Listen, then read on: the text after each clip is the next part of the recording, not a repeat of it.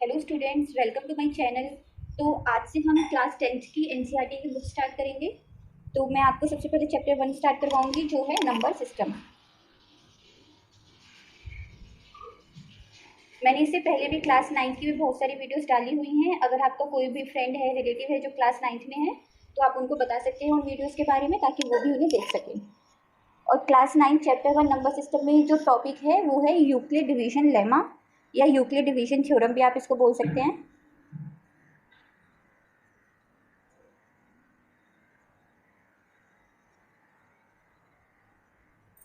तो ये थ्योरम होती क्या है? इसमें कुछ भी नहीं है, बहुत ही इजी थ्योरम है। तो उसके लिए सबसे पहले आपको एचसीएफ निकालना सीखना होगा। वो आपने अपनी प्रीवियस क्लासेस में निकाला भी होगा। तो मैं आपको पहले एक एचसीएफ निकालना दिखाती हूँ। सपोज आपको निकालना है एचसीएफ।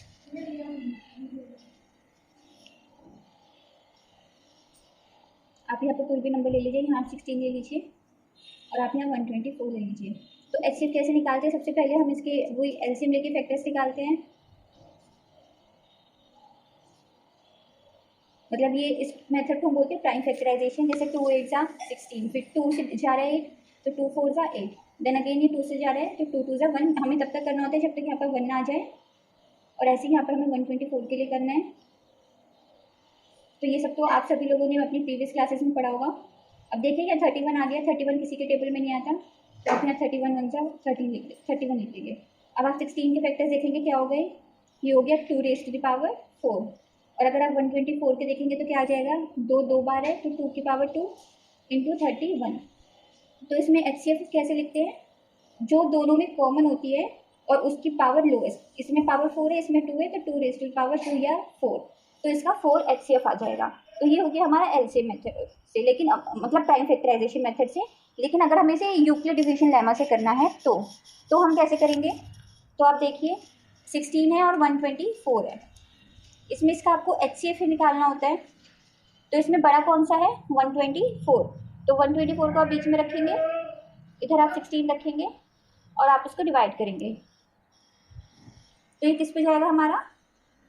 6 पे जाएगा। ये उससे भी आगे आप इसको मल्टीप्लाई करके भी देख सकते हैं। तो ये 7 पे चला जाएगा, 1 1 2। तो यहाँ आ गया 4 में से 2 गए 2 और 2 में से 1 गया 1। ये आ गया हमारा। अब आप देखिए यहाँ पर मैं एक लाइन खींच चुकी हूँ ताकि आपको पता चल जाए। आपको ये जो डिवीजन है ये आपको रफ वर्क में करनी है और यहाँ पर आपको फाइनल सोल्यूशन लिखना है। आप देखिए यहाँ पर रिमाइंडर 12 नहीं आया है, और हमें जो पहले पढ़ा हुआ है वो क्या पढ़ा हुआ है हमने?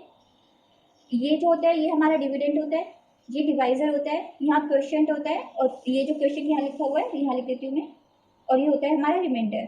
तो डिविडेंड इक्वल टू क्या होता है? डिवाइजर इंटू क्वोशिएंट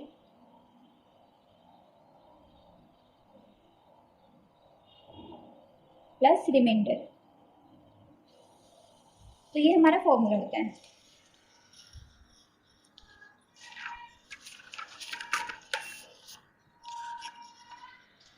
आप इसको यहाँ रख लीजिए,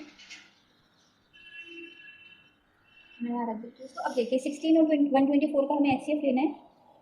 तो यहाँ 16 को ऐसे लिखा, 124 को हमने डिवाइड किया, 7 से गया 112 और बचा क्या 12। ठीक है। तो अब आप देखिए ये क्या हो गया, ये 124 क्या है हमारा? डिविडेंड है, क्योंकि ये बीच में आ रहा है। तो 124 इज इक्वल टू डिवाइजर कितने हैं 16 इंटू क्वोशिएंट प्लस रिमाइंडर। अब जो रिमाइंडर आया है ना वो आपका डिवाइजर बन जाएगा, और जो 16 है वो डिविडेंड। 16 को आप यहाँ लिख देंगे। ये आपको सारा रफ वर्क में करना है। तो अभी क्या जाएगा, 12 1 जा 12। मैं एक बार दोबारा बता देती हूँ, जो रिमाइंडर है वो डिवाइजर बन जाएगा, फिर ऐसे आप डिवाइड का साइन लगाएंगे और जो 16 है उसको यहाँ बीच में ले आएंगे। ठीक है। तो अब यहाँ 4 रिमाइंडर बच गया। अब क्या ये 16 क्या हो गया हमारा? डिविडेंड हो गया। 12 क्या है? डिवाइजर। इससे मल्टीप्लाई किया है 1 से प्लस 4, ये हमने यहाँ पर लिख दिया। अब अगेन यहाँ पर 4 रिमाइंडर है, तो ये क्या बन जाएगा? डिवाइजर, इधर 12, अब 4 3 जा 12। तो क्या है 12, डिवाइजर डिविडेंड है हमारा 4 इंटू 3 प्लस 0।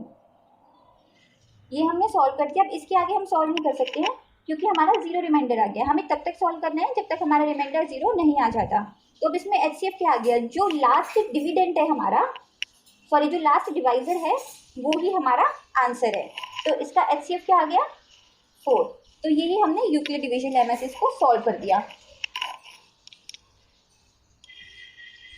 तो अब आप देखेंगे कि यूक्लिड डिवीजन लेमा है क्या। देखिए इसकी डेफिनेशन में यहाँ पर लिख देती हूँ। जैसे ये एक वैल्यू है C, इसको आपने D से डिवाइड किया, Q क्वेश्चन आया और R रिमाइंडर आया। तो according to Euclid division lemma अगर आप C और D पे लगाएंगे इसको, तो C क्या आ जाएगा, C equal to D into Q plus R। और जो R है, R की वैल्यू हमेशा जो आपका डिविडेंड है उससे कम आएगी, सॉरी जो आपका डिवाइजर है उससे R की वैल्यू हमेशा कम आएगी। ठीक है, मतलब R की जो वैल्यू है वो 0 से तो बड़ी होगी, या तो 0 होगी या 0 से बड़ी होगी, और जो आपका यहाँ पर डिवाइजर है D उससे छोटी होगी। तो ये जो है ये हमारा यूक्लिड डिवीजन लेमा की डेफिनेशन है।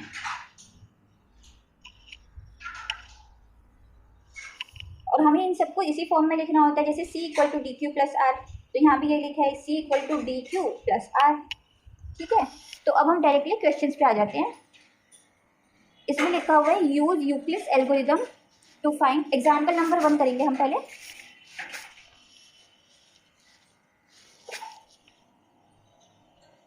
एग्जाम्पल नंबर 1 है use Euclid's algorithm to find HCF of 4052 and 12566 इसका हमें HCF निकालना है।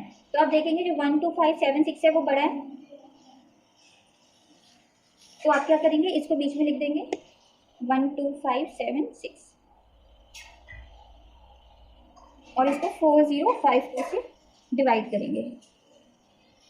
तो ये किस पे जाएगा, ये 3 पे जाएगा। अब आप चेक कैसे करेंगे, क्योंकि फिर पहले आपको 2 से करना पड़ेगा, फिर 3 से। आप देखिए यहाँ पर 12 है, ये 4 है, तो 4 2 8 थोड़ा छोटा हो जाता है, यहाँ पर 8 आएगा, तो 4 3 12 हो गया। अब आप इसको मल्टीप्लाई कीजिए, 3 2 6, 3 5 15, 4 3 12, इनको माइनस कीजिए तो 420 रिमाइंडर आ गया। अब आप इसको कैसे लिखेंगे, 12576 is equal to 4052 into 3 plus 420। तो हमें ये तब तक करना है जब तक हमारा रिमाइंडर 0 नहीं आ जाता है। तो आप यहाँ लिखेंगे since remainder 420 is not equal to 0, ये 0 के इक्वल नहीं है, तो ये जो 420 है ये हमारा बन जाएगा डिवाइजर, और ये 4052 इसको आप यहाँ बीच में ले आएंगे। ये आप 1-2 बार लाइन लिख सकते हैं, अदरवाइज आप इसको डायरेक्ट ऐसे भी लिख सकते हैं, इसमें कोई फर्क नहीं पड़ता, पर आप लिख देंगे तो ज़्यादा अच्छा रहेगा, क्योंकि हमें इसको 0 करना है, रिमाइंडर को 0 करना है। तो 420 है, तो 420 किस पे जाएगा, ये यहाँ देखिए 9 से चला जाएगा, 9 2 18 37 ये आ गया, और लास्ट में हमारा बच जाएगा 272। तो फिर अब आप इसको कैसे लिखेंगे, 4052 इक्वल टू 420 इंटू 9 प्लस 272। अब फिर से लिख दीजिए since remainder 272 is not equal to 0। तो अगेन 420 यहाँ जाएगा, फिर तो ये 1 पे जाएगा 272, तो यहाँ जाएगा 148। ठीक है, तो आप इसको फिर एक स्टेप में लिख देंगे 420 is equal to 272 into 1 plus 148। Again remainder 0 के इक्वल नहीं है, तो 148 और 272 यहाँ पर आ जाएगा, तो ये किससे जाएगा, 1 से जाएगा, फिर से 148। यहाँ पर स्पेस थोड़ा कम है, पर मैं जो भी लिख रही हूँ वो मैं साथ ही साथ बोल रही हूँ। 124, तो आप इसको दोबारा ऐसे लिख सकते हैं 272 is equal to 148 into 1 plus 124। तो 124 और 148 इसका डिवाइजर बन जाएगा, डिविडेंड बन जाएगा ना, तो यहाँ पर हम अलग से कर लेते हैं इसको। 124 148 1 जा 124 और ये आ जाएगा 124। ठीक है, अब आप ये लिख दीजिए 148 is equal to 124 into 1 plus 24, ये आ गया हमारा। अब वही 24 फिर से 0 के इक्वल नहीं है, तो क्या कर देंगे, ये जो 124 है ये यहाँ पर आ जाएगा। अब ये कितने टाइम्स जाएगा इससे, ये जाएगा 5 टाइम्स, आ गया 4। तो अब क्या लिखेंगे, 124 is equal to 24 into 5 plus 4। Again लिखेंगे आप, remainder 4 is not equal to 0, तो अब 24 यहाँ आ जाएगा, ये डिविडेंड बन जाएगा आपका, तो 4 6 24। अब रिमाइंडर 0 आ गया, 24 is equal to 4 into 6 plus 0। तो अब आपका HCF क्या हो जाएगा, HCF जो आपने लास्ट टाइम जिस नंबर से डिवाइड किया था वो आपका HCF हो जाएगा, तो HCF आ जाएगा आपका 4। तो यहाँ पर ही आपका क्वेश्चन सॉल्व हो गया। अब आप इसमें सेकंड क्वेश्चन देखिए। सेकंड क्वेश्चन क्या लिखा हुआ है, show that every positive even integer is of the form 2q and that every positive odd integer is of the form 2q plus 1 where q is some integer. मैं यहाँ लिख देती हूँ क्वेश्चन, आपको इजी रहेगा। शो दैट, आपको question पहले अच्छे से पढ़ना आना चाहिए कि क्वेश्चन में पूछा क्या है, क्वेश्चन में दिया क्या है। ये सेकंड एग्जांपल है, even integer is of the form 2q and every positive odd integer is of the form 2q plus 1, जहाँ पर q क्या है, सम इंटीजर।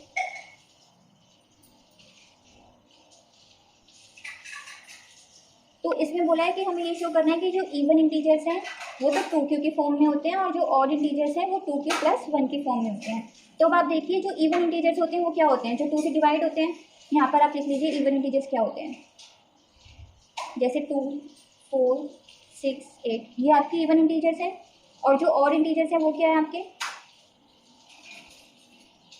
3 5 7 9, ये आपके ऑड इंटीजर्स हैं।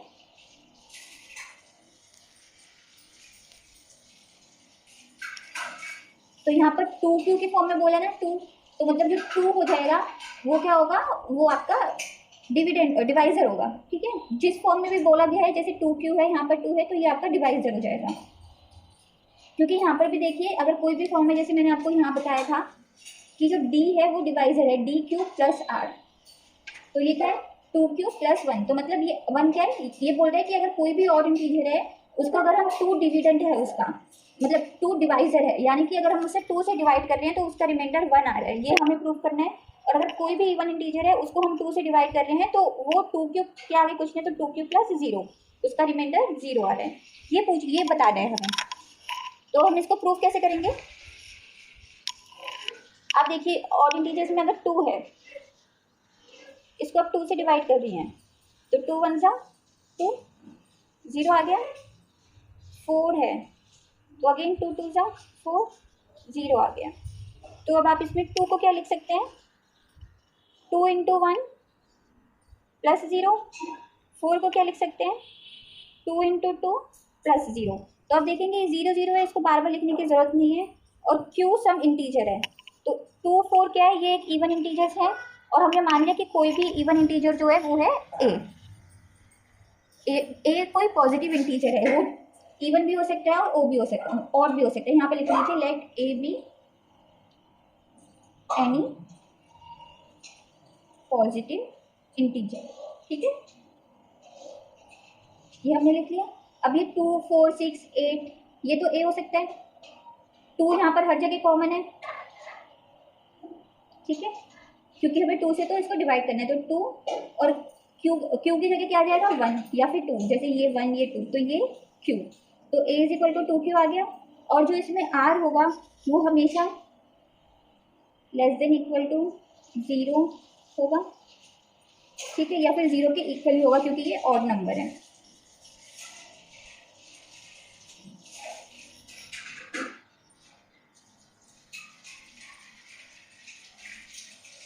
Sorry, r greater than equal to 0 होगा इसमें आपका। और जैसे ग्रेटर देन में भी क्या हो जाएगा, 0 हो जाएगा, 1 हो जाएगा, 2 हो जाएगा, लेकिन वो नहीं हो रहा है क्योंकि ये ऑड नंबर है। ठीक, सॉरी इवन नंबर है। अब ऐसे ही आप ऑड नंबर के लिए देख लीजिए, ये सब मैंने आपको जो डिवाइड किया हुआ है ये मैंने आपको समझाने के लिए बताया हुआ है। अदरवाइज आप इसको लिख भी सकते हैं ऐसे 2q/1 2q/2 ऐसे करके, ठीक है। तो ये a is equal to 2q के फॉर्म में आ गया। अब a इक्वल टू 2q+1 की फॉर्म में करना है, तो आप देखिए 3 को आप 2 से डिवाइड करेंगे, 2 1 2, क्या बचेगा 1। ऐसे आप 5 को करेंगे 2 से डिवाइड, तो 2 2 4, क्या बचेगा 1। लास्ट में जो रिमाइंडर है वो 1 ही बच रहा है आपका। अब आप 3 को लिखिए, क्या लिख सकते हैं 2 × 1 + 1। ऐसे अगर आप 5 को लिखेंगे तो क्या लिखेंगे 2 × 2 + 1। तो ये क्या है 3 5 क्या है, ये तो a है, क्योंकि a कोई भी पॉजिटिव इंटीजर हो सकता है।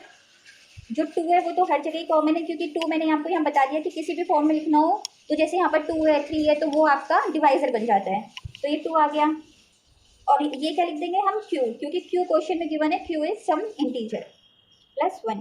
तो जो ये आपका ऑड नंबर आ गया वो 2q+1 की फॉर्म में आ गया। आप इसमें q की कोई भी वैल्यू पुट करके देख लीजिए 1 2 3 4, तो ये जो a की वैल्यू है ये हमेशा ऑड ही आएगी। और आप यहाँ पर q की कोई भी वैल्यू पुट करके देख लीजिए, जो a की वैल्यू है ये हमेशा इवन ही आएगी। ठीक है, तो यहाँ पर ये हमारा जो है ये प्रूफ हो गया यूक्लिड डिवीजन लेमा से। इसमें भी आप यहाँ पे लिख सकते हैं ये r है, तो जो r है उसकी value greater than equal to 0 1 2। तो हमने a को 2q+r की फॉर्म में लिख दिया। यहाँ पर r 0 है, यहाँ पर r 1 है आपका। पर वैसे अगर यूक्लिड डिवीजन लेमा से देखें तो r की वैल्यू 0 1 या 2 में से कुछ भी हो सकती है, लेकिन इस केस में क्या है आपकी r की वैल्यू 1 है, और इस केस में क्या है आपकी r की वैल्यू 0 है। ठीक है, तो आई होप आपको ये समझ आया होगा। ये आपका सेकेंड एग्जाम्पल भी कंप्लीट होता है। अब आपका थर्ड एग्जाम्पल है, show that any positive odd integer is of the form 4q+1 and 4q+3 where q is some integer. जैसे वहाँ पर हमने 2q और 2q+1 की फॉर्म में दिखाना था, इस थर्ड एग्जाम्पल में हमें ये बोला हुआ है कि हमें बताना है कि जो ऑड इंटीजर्स हैं उसमें 2q के फॉर्म में इवन था, इसमें बोला है जो ऑड इंटीजर्स हैं और वो होते हैं 4q+1 और 4q+3 की फॉर्म में, where q is some integer.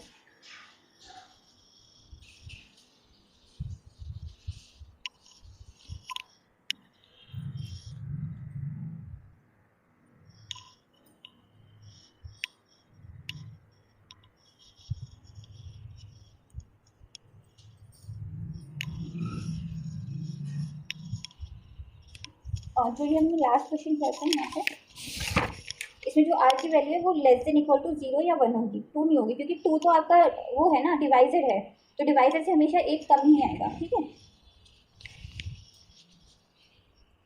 तो बात देखिए जो ऑड इंटीजर्स हैं इसमें भी यूक्लिड डिवीजन लेमा से ही हम करेंगे।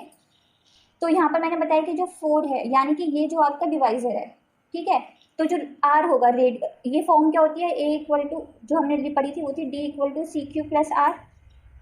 q हमें दिया हुआ है सम इंटीजर है, हम यहाँ पर d की जगह मान लेते हैं, ये हमारे यूक्लिड डिवीजन लेमा से था। मान लीजिए let a be any positive integer,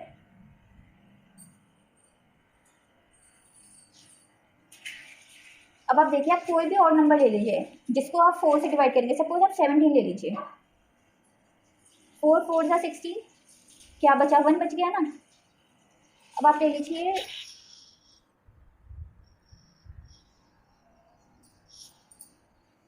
आप 19 ले लीजिए इसके आगे का, अगर आप इसको 4 से करेंगे क्योंकि यहाँ पर 4 हमारा डिवाइजर है, देन 4 4 जा 16, ये क्या बचा 3। मतलब कोई भी और इंटीजर है अगर आप उसको 4 से डिवाइड करेंगे तो उसका रिमाइंडर या तो 1 आएगा या फिर 3 आएगा। इसमें हमें ये प्रूव करने के लिए बोला गया है।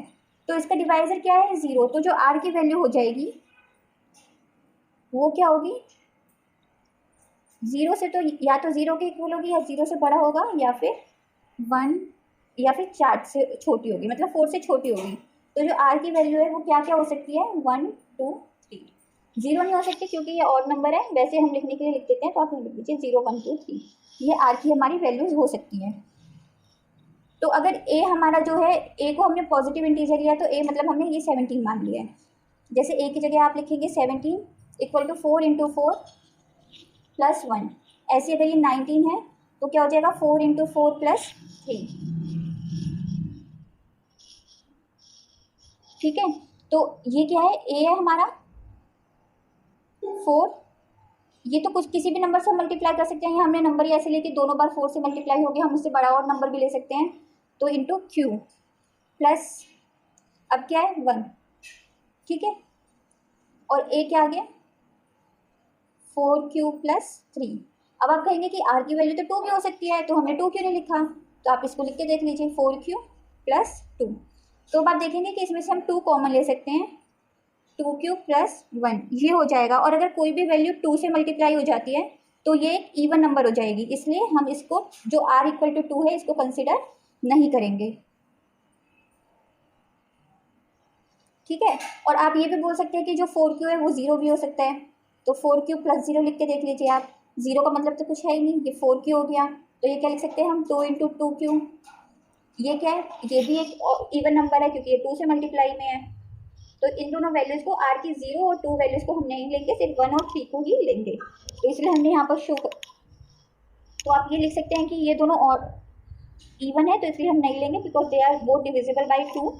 यहाँ लिख दीजिए 4Q plus 2 and 4Q are divisible by 2, hence even number, तो इसलिए कंसिडर नहीं करेंगे। So any odd integer is of the form 4Q plus 1 and 4Q plus 3। ये आपने इसमें सॉल्व कर दिया, ठीक है। तो यहाँ पर आपका जो थर्ड क्वेश्चन है वो भी कंप्लीट होता है। अब हम आ जाते हैं फिफ्थ एग्जाम्पल पे, ये थर्ड था, फोर्थ एग्जाम्पल पे आएंगे हम। फोर्थ मैं पढ़ देती हूँ आपके लिए। इसमें लिखा हुआ है ए स्वीट सेलर हैज़ 420 काजू बर्फीज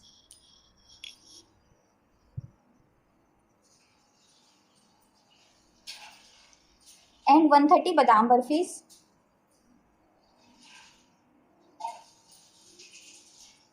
She wants to stack them in such a way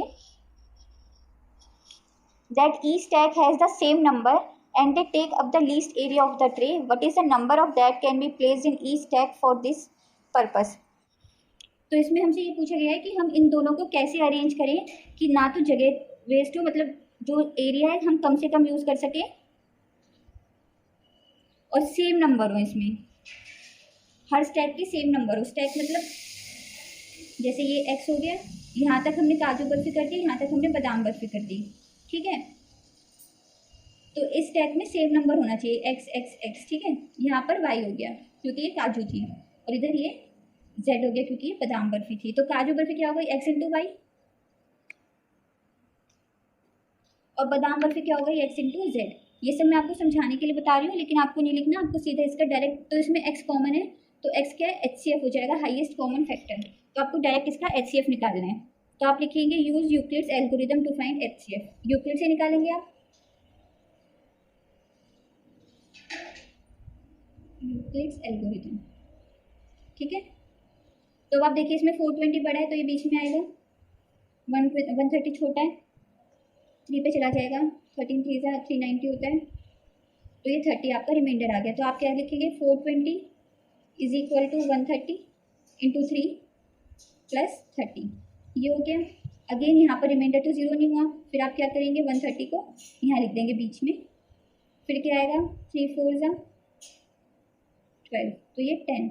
again जो रिमाइंडर है वो 0 नहीं हुआ, तो आप क्या लिखेंगे इसको 130 is equal to 30 into 4 plus 10, ठीक है।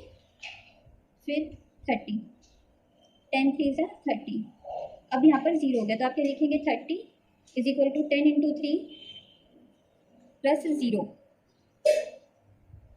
तो अब आप इसमें कितने स्टैक्स बना सकते हैं 10, क्योंकि जो लास्ट में डिवाइड किया है वो 10 से किया है, तो आप लिख सकते हैं maximum number of stacks equal to 10। तो यहाँ पर हमारी जो एक्सरसाइज 1.1 है क्लास 10th की, उसके एग्जाम्पल और उसका जो इंट्रोडक्शन था वो कंप्लीट हो गया है, और एक्सरसाइज मैं आपको नेक्स्ट वीडियो में करवाऊंगी। आई होप आपको ये वीडियो पसंद आया होगा, तो आप प्लीज़ इस वीडियो को लाइक करें, शेयर करें और मेरे चैनल को सब्सक्राइब करें। Thank you so much.